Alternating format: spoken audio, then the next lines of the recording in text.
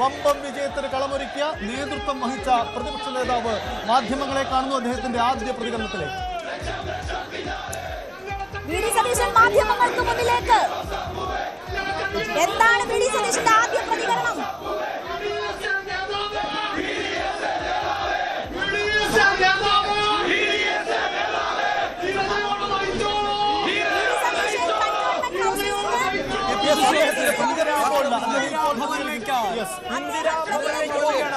എന്തായാലും സജിത്ത് കഴിഞ്ഞ ഏതാനും മണിക്കൂറുകളായി മാധ്യമപ്രവർത്തകർ അദ്ദേഹം കൊച്ചിയിൽ നിന്ന് തിരുവനന്തപുരത്തേക്ക് വരുന്നു. തിരുവനന്തപുരത്ത് എത്തിയ ശേഷം മാധ്യമങ്ങൾ ചോദിക്കുന്നു. അപ്പോഴൊന്നും വി.ഡി. സതീശൻ ഒന്നും പ്രതികരിച്ചിട്ടില്ല. ഇപ്പോൾ ഇതാ വമ്പൻ വിജയത്തിലേക്ക് പോകുമ്പോഴും ഒരുപക്ഷെ പാർട്ടി നേതാക്കളുമായി കൂടിയാലോചിച്ച ശേഷം മാത്രമുള്ള ഒരു പ്രതികരണത്തിലാണ് അദ്ദേഹം കാത്തിരിക്കുന്നത്. ഒരു കാര്യം കൂടി ഞാൻ പറയാം. അതായത് കേരളം കണ്ടതിൽ വെച്ച് സമീപകാലത്തുണ്ടായതിൽ വെച്ച് ഏറ്റവും വലിയ ഒരു തെരഞ്ഞെടുപ്പ് തന്ത്രജ്ഞൻ എന്ന തരത്തിലേക്ക് സതീശൻ മാറുന്നു എന്ന സാഹചര്യമാണ്. കാരണം കൈ ഉയർത്തി അദ്ദേഹം അഭിവാദ്യം ചെയ്യുന്നു. തങ്ങൾ വിജയിച്ചുവെന്ന് അദ്ദേഹത്തിന്റെ ശരീരഭാഷയിലൂടെ അണികൾക്ക് പ്രവർത്തകർക്ക് ആവേശം പകരുന്നുണ്ട് വി.ഡി. സതീശന്റെ ആ സന്ദേശം. എന്താ എല്ലാ അർത്ഥത്തിലും നോക്കൂ, താൻ 100+ എന്ന നമ്പർ വെല്ലുവിളിയായി ഏറ്റെടുക്കാൻ സതീശൻ കാണിച്ച ചങ്കൂറ്റം, വനവാസം പോലെയുള്ള വലിയ പ്രസ്താവനകൾ നടത്താൻ കാട്ടിയ ചങ്കൂറ്റം, കഴിഞ്ഞകാല ബൈ ഇലക്ഷനുകളും ഒടുവിൽ പാർലമെന്റ് ഇലക്ഷനും ഒടുവിൽ ഇതാ നിയമസഭാ ഇലക്ഷനുമെല്ലാം സതീശൻ പ്രസ്താവന ഭാഗ്യം കൊണ്ടോ അദ്ദേഹത്തിന്റെ കോൺഫിഡൻസ് കൊണ്ടോ എല്ലാം കൃത്യമായി മാറുന്നു എന്നാണ് സാഹചര്യം. നിലവിലെ കണക്ക് നോക്കുമ്പോൾ 100+ എന്ന സീറ്റിലേക്ക് നമ്പറിലേക്ക് UDF കടന്നാലും അത്ഭുതമില്ല എന്നതാണ് സാഹചര്യം. ചില അപ്ഡേറ്റുകളൊക്കെ ആ കണക്കുകൾ പുറത്തുവിടുന്നുണ്ട്. പക്ഷേ മാറ്റമുണ്ടായേക്കാം. കാരണം കൗണ്ടിങ് പകുതി പിന്നിട്ടിട്ടില്ല. ഈ മാറ്റമുണ്ടാവും. പക്ഷെ ഒരു കാര്യം വ്യക്തമാണ്, സംസ്ഥാനത്തൊരു UDF തരംഗമാണ്. ആ തരംഗമാണ് പ്രതിഫലിക്കുന്നത്. നോക്കൂ, രമേശ് ചെന്നിത്തലയെ എടുത്തുയർത്തുകയാണ് പ്രവർത്തകർ. രമേശോ സതീശനോ ആ ചോദ്യത്തിന് എനിക്ക് കോൺഗ്രസ് ഉത്തരം പറയേണ്ടി വരും. പക്ഷെ ഒരു കാര്യം വ്യക്തമാണ്, ഇതവർക്ക് ആഘോഷിക്കാനുള്ള സമയമാണ്. എല്ലാ അർത്ഥത്തിലും കോൺഗ്രസ് കേന്ദ്രങ്ങൾ ആ ആവേശമാണ് കാണുന്നത്. നേതാക്കളെല്ലാം KPCC ഓഫീസിലേക്ക് വരുന്നു. ആ ആവേശം കൊണ്ടുവരുന്നു. നോക്കൂ, ആ പ്രവർത്തകർക്കിടയിലൂടെ രമേശ് ചെന്നിത്തലയുടെ കടന്നുവരവ്, രമേശ് ചെന്നിത്തല പ്രവർത്തകർക്കിടയിലേക്ക് വരുന്നു. മറ്റു നേതാക്കളെല്ലാം അവിടെയുണ്ട്.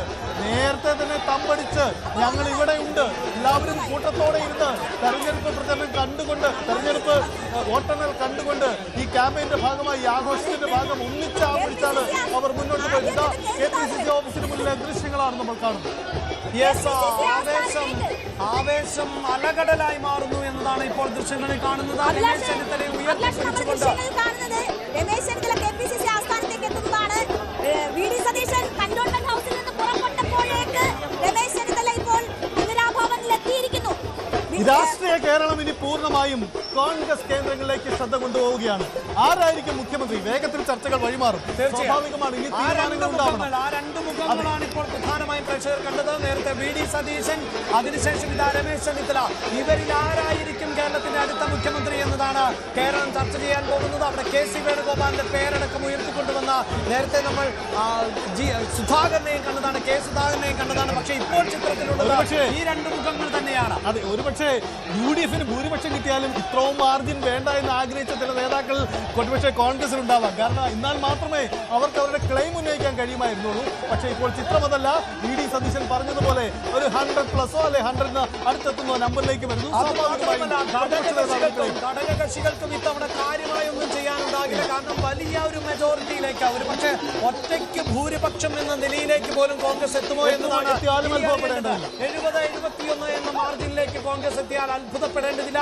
അങ്ങനെയെങ്കിൽ വലിയ സമ്മർദ്ദമൊന്നും ഇനി ഘടകകക്ഷികൾക്ക് ചുമത്താൻ സാധിക്കില്ല. ഒപ്പം ഇതാ ഉമ്മൻചാണ്ടിയുടെ ഛായാചിത്രങ്ങൾ ഉയർത്തിപ്പിടിച്ചുകൊണ്ടാണ് ആവേശത്തോടു കൂടി അവർ മുദ്രാവാക്യം വിളിക്കുന്നത്. 10 വർഷത്തെ കാത്തിരിപ്പാണ്. ഇതിനിടയിൽ തദ്ദേശ തെരഞ്ഞെടുപ്പ് വിജയക്കൊടി പാറിച്ചിട്ടുണ്ട്, ലോക്സഭാ തെരഞ്ഞെടുപ്പ് വിജയക്കൊടി പാറിച്ചിട്ടുണ്ട്. പക്ഷേ ഒരു സംസ്ഥാനം ഭരിക്കുക എന്നത് അതിൽ നിന്നൊക്കെ വ്യത്യസ്തമാണ്. കേരളത്തിന്റെ ചരിത്രത്തിൽ ആദ്യമായി 10 വർഷം പ്രതിപക്ഷത്തിരുന്ന കോൺഗ്രസിന്, UDFന് ഇത് തീർച്ചയായും ആഘോഷിക്കാനുള്ള നിമിഷം തന്നെയാണ്. അവരുടെ ആഘോഷം അണപൊട്ടുന്നു എന്നതിൽ ഒരു തർക്കവുമില്ല. കേരളം മുഴുവൻ ആ ആവേശം പടരുകയാണ്. ആഘോഷത്തിൽ പങ്കെടുക്കാനായി കന്റോൺമെന്റ് ഹൗസിൽ നിന്ന് ഇന്ദിരാഭവനിലേക്ക് പോവുകയാണ് വി.ഡി. സതീശൻ. അദ്ദേഹം പറവൂരിൽ ഇപ്പോൾ 4 റൗണ്ട് പൂർത്തിയാകുമ്പോൾ 1606 വോട്ടിന്റെ ലീഡ് നേടുന്നുണ്ട്. അങ്ങനെ കൂടി ആശ്വാസം വരുന്നുണ്ട്.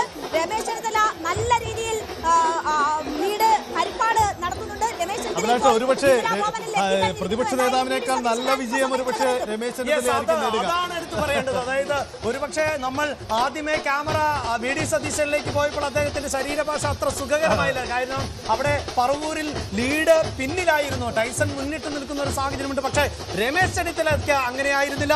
വോട്ടെണ്ണൽ ആരംഭിച്ച ഘട്ടം മുതൽ ഇപ്പോൾ പോലും രമേശ് ചെന്നിത്തല കൃത്യമായ ആധിപത്യമാണ് പുലർത്തുന്നത്. ആ മെജോറിറ്റി എവിടെ? ഒരു കാര്യം ഉറപ്പിച്ച് പറയാം, ഭൂരിപക്ഷത്തിന്റെ കണക്ക് നോക്കുമ്പോൾ അവിടെ രമേശ് ചെന്നിത്തല തന്നെയായിരിക്കാം മുന്നിൽ എന്ന് വേണം ഇപ്പോൾ നമുക്ക് അനുമാനിക്കാൻ. ഇത്തവണ അസാധാരണമായ പോരവിടെയുണ്ട്. പിണറായി വിജയൻ ഒരു തവണ പറഞ്ഞ ഒരു സെന്റൻസ് എനിക്ക് ഓർമ്മ വരുന്നു. ഈ പ്രതിപക്ഷ നേതാവ് പറവൂരിൽ സേഫ് ആണോ എന്നൊരു ചോദ്യം ഉന്നയിച്ചിരുന്നു. പക്ഷേ ആ ചോദ്യം ഉന്നയിച്ച ആളാണ് സേഫ് ആണോ എന്നറിയേണ്ടത്. ഇപ്പോൾ ഒരുപക്ഷെ VD സതീശനും രമേശ് ചെന്നിത്തലയ്ക്കും തിരിച്ചു ചോദിക്കാം, പിണറായി വിജയ താങ്കൾ സേഫ് ആണോ എന്ന്.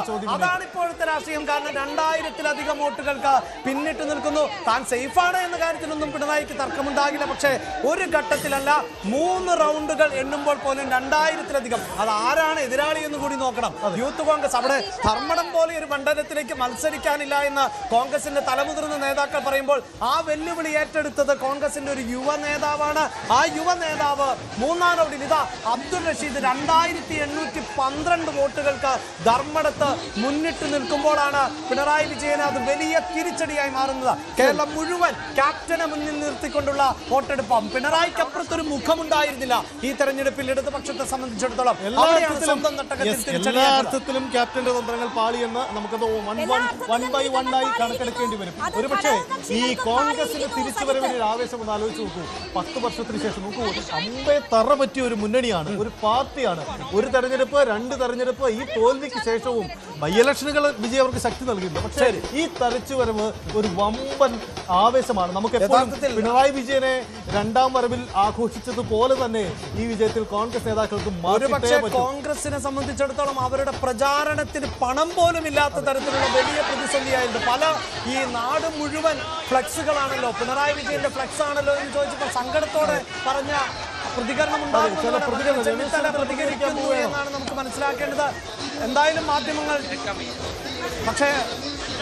മാധ്യമങ്ങളെ അദ്ദേഹം ഒഴിവാക്കുന്നു എന്നതാണ് രമേശ് ചെന്നിത്തലയുടെ പ്രതികരണം. ചെന്നിത്തലയും പ്രതികരിക്കുന്നില്ല എന്ന് വേണം നമുക്ക് കാണാൻ. എന്തായാലും സജിത്ത്, ഈ മണിക്കൂറുകൾ എന്നെ അത്ഭുതപ്പെടുത്തുന്നുണ്ട്. കാരണം ഒരുപക്ഷെ കേരളത്തിന്റെ തെരഞ്ഞെടുപ്പ് ചരിത്രത്തിൽ ഇതായിരുന്നില്ല കോൺഗ്രസിൽ നിന്ന് നേതാക്കന്മാരുടെ ചടുലമായ പ്രതികരണങ്ങൾ, വിവാദ പ്രസ്താവനകൾ. അതൊക്കെ വന്നു കഴിയേണ്ട സമയം കഴിഞ്ഞു. പക്ഷെ ഇപ്പോഴും നേതാക്കൾ പാലിക്കുന്നു. ഇതാ കേസി കൂടി എത്തുന്നു, 3ാമൻ. ഇതാ അതായത് രാഷ്ട്രീയത്തിൽ ഒന്നാമനാണ്, കേരളത്തിലും ഒന്നാമൻ എന്ന് തന്നെ സാങ്കേതികമായി പറയാം. പക്ഷേ 3 പേരുകൾ, ആ 3 പേരുകളിൽ ഇപ്പോൾ ഉയർന്നു നിൽക്കുന്ന ആ 3 മുഖങ്ങൾ ഇതാ വളരെ കൃത്യമായി ആസ്ഥാനത്തേക്ക് എത്തുന്നു, ഇന്ദിരാഭവനിലേക്ക് എത്തുന്നു. KC വേണുഗോപാൽ, VD സതീശൻ, അതോടൊപ്പം തന്നെ രമേശ് ചെന്നിത്തല.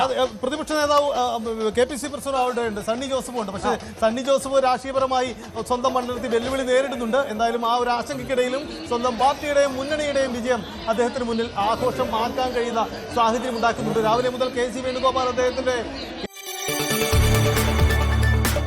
കൂടുതൽ വാർത്തകൾക്ക് News 18 Keralam YouTube channel subscribe ചെയ്യുക.